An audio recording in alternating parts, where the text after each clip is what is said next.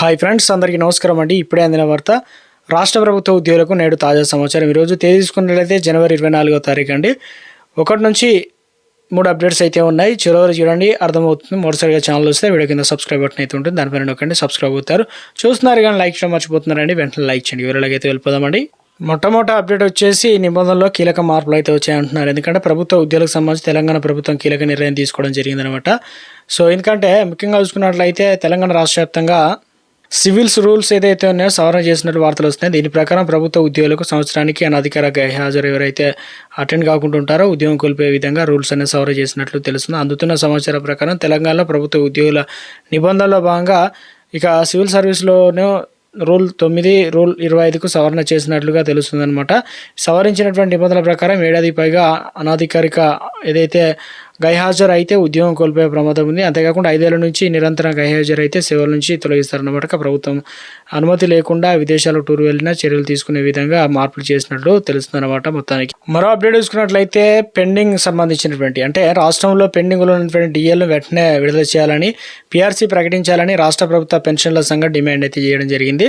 అదేవిధంగా ఇతర సమస్యలు కూడా ప్రభుత్వం వెంటనే పరిష్కరించాలని చెప్పేసి శుక్రవారం హైదరాబాద్లో జరిగినటువంటి టీఎస్జే అనగా రాష్ట్ర కమిటీ సమావేశంలో కోరడం అయితే జరిగింది. అధ్యక్షులు తదితర ఇక ప్రభుత్వాన్ని అయితే డిమాండ్ చేయడం జరిగింది అనమాట. పెండింగ్లో ఉన్నటువంటి ఏదైతే డిఎల్ వెంటనే విడుదల చేయాలని చెప్పేసి అప్డేట్ అయితే రావడం జరిగింది.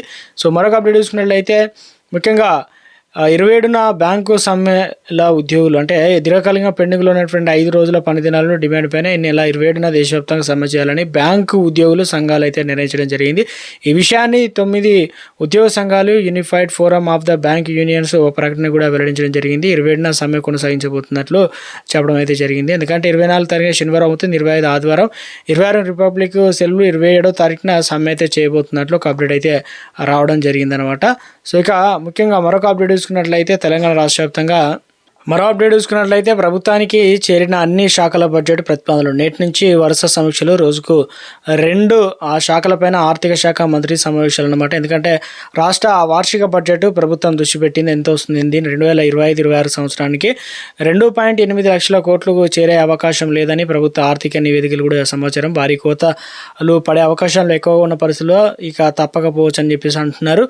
ఈ దృష్టిలో పెట్టుకొని తెలంగాణ రాష్ట్ర వ్యాప్తంగా ఉద్యోగులు కావచ్చు, సంక్షేమ పథకాలు కావచ్చు, అన్నిటిపైన నిర్ణయం తీసుకునే అవకాశాలు అయితే ఉన్నట్లు అప్డేట్స్ అయితే రావడం జరిగింది. మరో అప్డేట్ చూసుకున్నట్లయితే సిపిఎస్ను రద్దు చేసి ఓపీఎస్ను అమలు చేయాలని టీఎన్జీఓ రాష్ట్ర అధ్యక్షుడు మారం జగదీశ్వరరావు అనగా డిమాండ్ చేయడం జరిగింది. ఈ మేరకు షెడ్యూల్లో ఈ నెల 26వ తేదీన జరగనున్న IASGAF 18వ జాతీయ సమావేశాలు ఆయన రాష్ట్ర అసోసియేషన్గా ఉండబోతున్నారు. ఇక మొత్తానికైతే సో ప్రభుత్వం శాఖల్లో ఖాళీలు భర్తీ చేయాలని, ఉద్యోగులు రెగ్యులర్ చేయాలని, అవుట్సోర్సింగ్ కాంట్రాక్ట్ ఉద్యోగులను రాష్ట్ర ఆర్థిక పరిస్థితిని మెరుగుపడేలా కేంద్ర ప్రభుత్వం తగిన నిధులు కూడా సమకూర్చాలని, 5 ఏళ్లకు ఒకసారి వేతన సవరణ చేయాలని, పెండింగ్ డిఎల్ను రెగ్యులర్గా విడుదల చేయాలని చెప్పేసి కోరడం జరిగిందనమాట. సో ఉద్యోగులకు సంబంధించి ప్రభుత్వం నుంచి ఒక అప్డేట్ అయితే ఇవ్వడం జరిగిందనమాట. ముఖ్యంగా ప్రభుత్వాన్ని అయితే డిమాండ్ చేయడం జరిగిందనమాట. మరో అప్డేట్ అయితే వచ్చిందనమాట. ప్రభుత్వ రంగంలో ఉన్నటువంటి జనరల్ ఇన్సూరెన్స్ కంపెనీలకు, నాబార్డు, రిజర్వ్ బ్యాంక్ ఉద్యోగులకు పెన్షన్లు, వేతనాలు, పింఛన్లు పెంపుదలకు కేంద్ర ప్రభుత్వం అధికారికంగా ముద్ర వేసిందనమాట. So good news. ఎందుకంటే ఈ నిర్ణయంతో సుమారు 46,322 మంది ఉద్యోగులు, 46,000 మంది పెన్షన్లు, కుటుంబ పింఛన్దారులకు లబ్ధి పొందనున్నారు.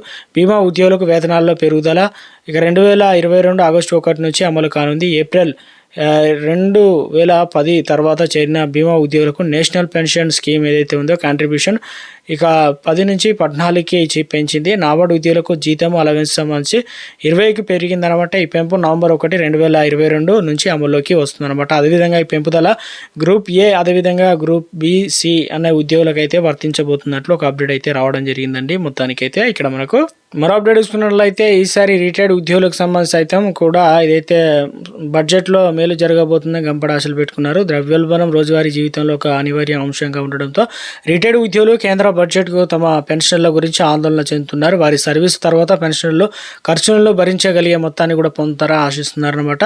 అదేవిధంగా ఉద్యోగులు ప్రావిడెంట్ ఆర్గనైజేషన్ EPFOతో లింక్ అయి ఉన్న పెన్షన్లో ఒక ప్రకటన బడ్జెట్లో లేదా ఆ తర్వాత త్వరలో వెలువడే అవకాశం ఉన్నట్లు సమాచారం అయితే వస్తుంది. ఇక ప్రస్తుత పరిస్థితిలో EPFO పరిధిలోకి వచ్చే ఉద్యోగులు నెలకు ₹1000 పెన్షన్ పొందుతారు. గత 11 సంవత్సరాలు ఈ మొత్తాన్ని పెంచలేదు కాబట్టి ద్రవ్యోల్బణం గణనీయంగా పెరిగి ప్రస్తుతం ఆర్థిక వాతావరణంలో ముఖ్యంగా 10 అంటే ఇక్కడ వచ్చేసరి ₹1000 పెన్షన్ పూర్తిగా సరిపోదని ఉద్యోగ సంఘాలు కూడా అంటున్నారు. కాబట్టి తప్పనిసరిగా జనవరి 26 తారీఖున కార్మిక ఉపాధి మంత్రితో జరిగిన సమావేశంలో భారతీయ మజ్దూర్ సంఘం ప్రతినిధి బృందం కనీసం పెన్షన్ పెంచాలని డిమాండ్ బలంగా తెచ్చింది. ఈ ఉద్యోగ సంస్థలు కూడా కనీసం పెన్షన్ అనేది ₹7,000 నుంచి 10,000 పెంచాలని డిమాండ్ అనేది బలంగా అయితే ఉందన్నమాట. సో మొత్తానికి ఇది కొన్ని లేటెస్ట్ తాజా సమాచారం అనమాట.